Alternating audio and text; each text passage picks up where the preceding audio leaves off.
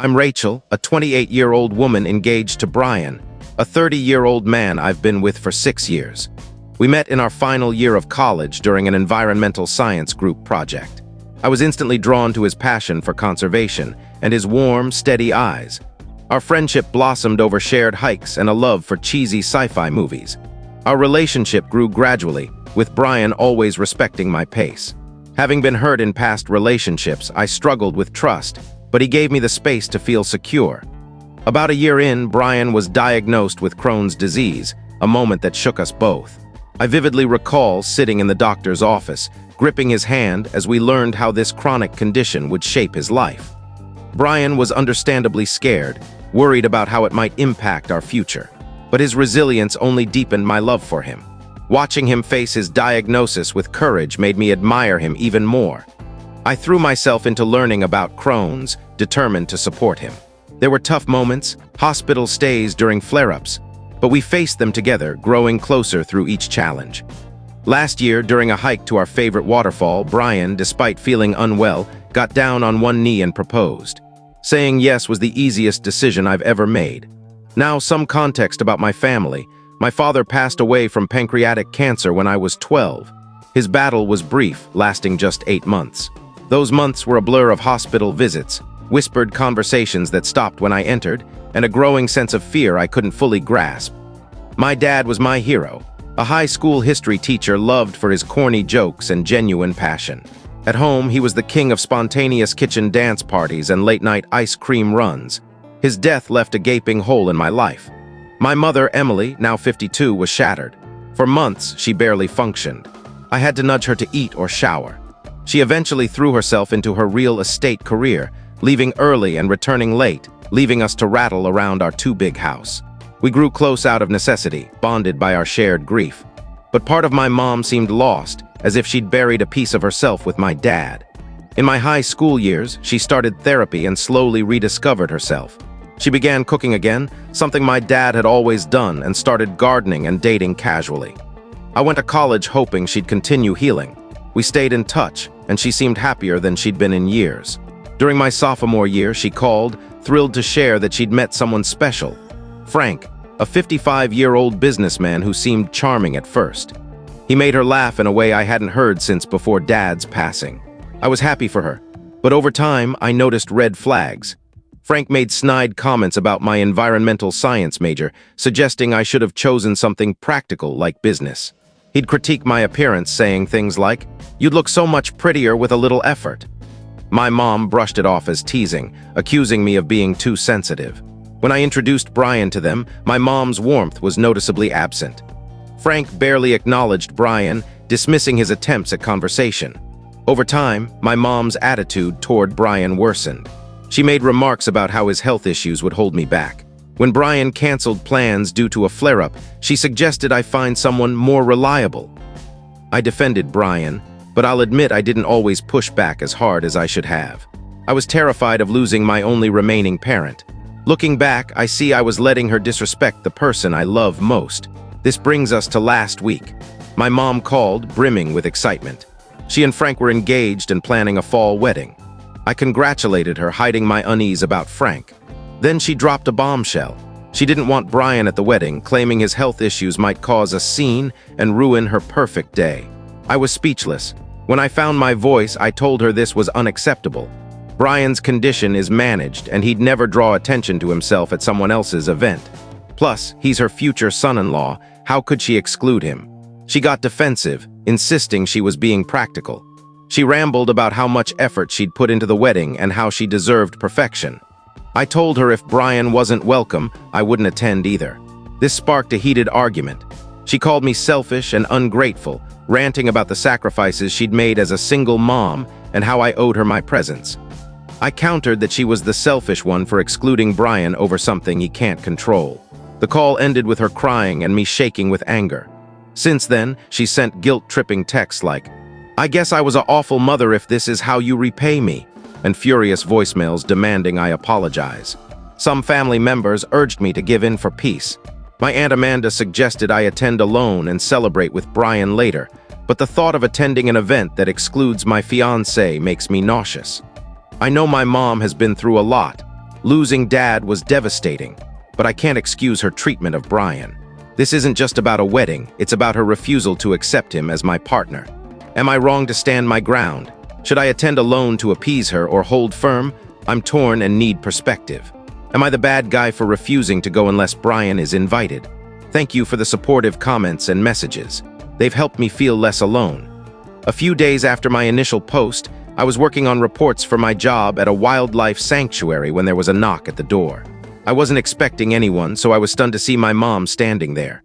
For a moment, I hoped she'd come to apologize, but her red, puffy eyes and cold expression told me otherwise. I let her in, and she launched into a tearful tirade about how hurt she was that I'd abandoned her on her wedding day. She spoke of her dream of having her only daughter by her side as she walked down the aisle. I stood there, arms crossed, as she went on. Part of me wanted to comfort her, seeing her cry has always been hard, but I was angry at her attempt to manipulate me. When she paused, I told her I'd love to attend, but not if it meant excluding Brian. I reminded her he's my future husband, and that leaving him out was hurtful to us both. Her demeanor shifted from emotional to icy. She said she was protecting me, worrying about Brian having a flare-up during the ceremony and embarrassing me. She added, "I don't want you stuck caring for him when you should be celebrating with me." I was livid. I told her Brian isn't a burden, he's my partner. I said the only thing that would embarrass me is having a mother who discriminates against someone with a medical condition. She exploded, accusing me of choosing Brian over her. I pointed out she'd forced me to choose by excluding him. Then she played her ace. She threatened to cut me out of her will if I didn't attend alone. I was floored. She'd used money to control me before, but this was a new low. I took a deep breath and told her to keep her money. I wasn't for sale. The shock and anger in her eyes were unforgettable, mixed with something like she was seeing me anew. She stormed out, slamming the door. I collapsed onto the couch, drained, replaying the fight for hours. I thought of my dad, wondering what he'd say. He hated conflict, but always resolved it with a bad joke or a family game night. That evening, I got an email from Frank with the subject, "Let's fix this." I rolled my eyes, but read it. He said he understood both sides and proposed a compromise. Brian could attend the ceremony, but leave before the reception to avoid exhaustion. I was furious at his condescending tone. I replied that excluding Brian from half the event was still discrimination. If they cared about his comfort, they'd let him decide what he could handle. Frank responded curtly, saying I was being difficult and should respect my mom's need for a perfect day. I blocked his email. The next day, my phone rang. It was my Aunt Susan, my mom's younger sister, who's always been like a big sister to me. She'd helped me through boy troubles and math homework growing up. She said she'd heard about our fight and thought I was being too hard on my mom, a widow who'd struggled to raise me alone. I teared up remembering those dark years after Dad's death. But then Susan said, "Sometimes we sacrifice for family. Your mom deserves her dream wedding." I told her she was missing the point. This wasn't just about a wedding, but my mom's refusal to accept Brian. By excluding him, she was rejecting our family. Susan sighed, calling me stubborn like my dad. She meant it as criticism, but I took it as a compliment. Dad never tolerated injustice, like when he argued with relatives over their bigoted comments at family gatherings. After hanging up, I called Brian at work. His voice calmed me instantly. I filled him in, and he said he was proud of me for standing firm. He offered to skip the wedding to keep the peace, but I refused. This was bigger than one event. The situation has been exhausting but clarifying. I see my mom and some family members differently now, and I'm more certain than ever that Brian is my forever. I'm sticking to my decision not to attend unless Brian is fully included. My mom made her choice, and she must face the consequences. I won't sacrifice my values or our relationship to please her. My mom has apparently been spreading lies, telling everyone I'm abandoning her and ruining her wedding by insisting on Brian's inclusion. She paints herself as the victim and me as the ungrateful daughter. Last week, I ran into my cousin Alice at the farmer's market. Alice and I were like sisters growing up, sharing everything from clothes to sneaky sips of wine at family events. When she spotted me at my jam stall, a hobby I inherited from my dad, she rushed over. I thought she was happy to see me, but she immediately scolded me for not forgiving my mom. I tried to explain, reminding her of my mom's cruel comments about Brian's health, but Alice wasn't listening. She said, "Your mom's been alone so long. Can't you give her this one day?" I countered that if it was about supporting my mom, Brian would be invited as her future son-in-law.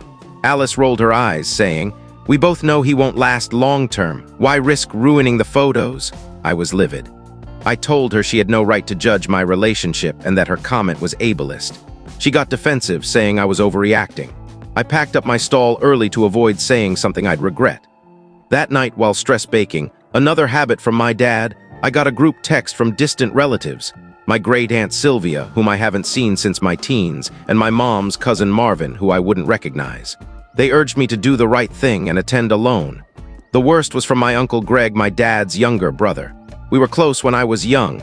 He gave me science kits and taught me to skip stones, but we drifted after Dad died. His message read, "Your dad would be ashamed of you." It felt like a punch. Would Dad really be ashamed of me for defending my fiancée? I thought of his lessons about standing up for what's right, like when he refused a contract with a company that discriminated against women. I replied to the group, explaining why I wasn't going and how my mom's actions were cruel and discriminatory. I ended by saying anyone supporting Brian's exclusion was no longer welcome in my life. The fallout was intense.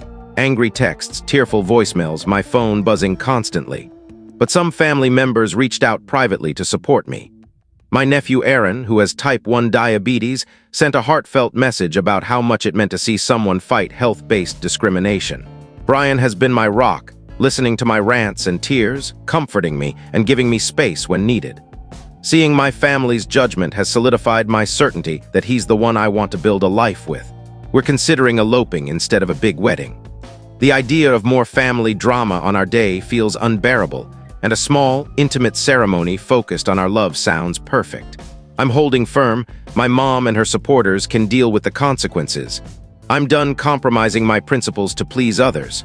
The wedding was last Saturday, and I didn't attend as planned. But unexpected developments have unfolded. The night before, my mom's best friend Amanda called.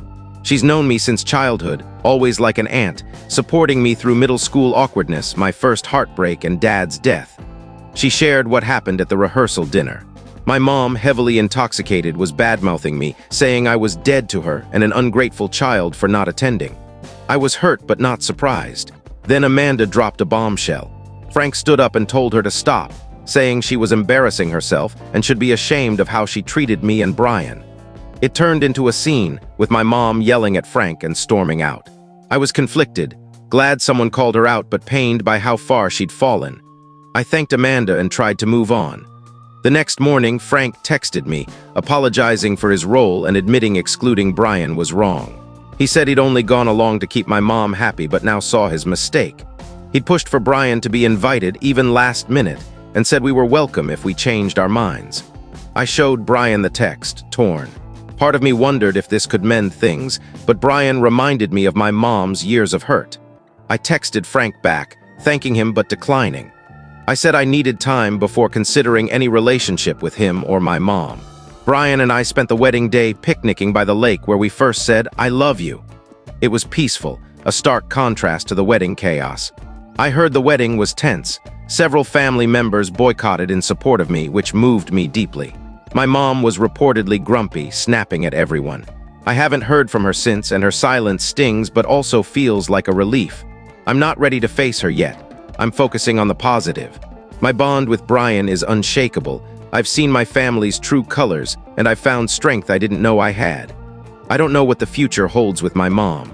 Part of me hopes this is a wake-up call for her, but I'm not counting on it. For now, I'm moving forward with those who truly love and support me. Brian first and foremost.